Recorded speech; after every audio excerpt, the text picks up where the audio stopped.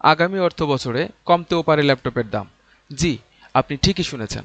আগামী অর্থবছরে কমতে পারে ল্যাপটপের দাম, এমনই একটি আশাব্যঞ্জক খবর প্রকাশ করেছে দ্য ডেইলি স্টার বাংলা। খবরে বলা হয়েছে, শিক্ষার্থী এবং ফ্রিল্যান্সারদের কথা বিবেচনা করে ল্যাপটপের উপর শুল্ক কমানোর পরিকল্পনা করেছে সরকার।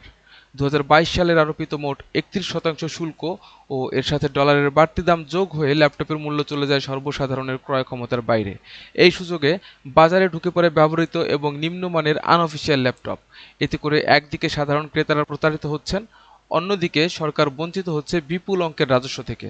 তাই আসন্ন ২০২৪-২৫ বাজেটে ল্যাপটপের উপর আরোপিত কর কাঠামো পুনর্বিবেচনা করার কথা ভাবছে সরকার।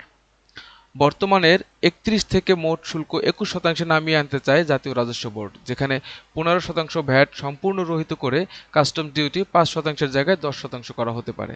যদিও বিষয়টি এখনও প্রস্তাবিত, এর সাথে সংশ্লিষ্ট অনেকেই মনে করছেন, স্মার্ট বাংলাদেশ রূপকল্প বাস্তবায়নে সরকার ফ্রিল্যান্সিং এবং সফটওয়্যার খাতকে উৎসাহিত করার জন্য এই উদ্যোগ বাস্তবায়ন করতে পারে।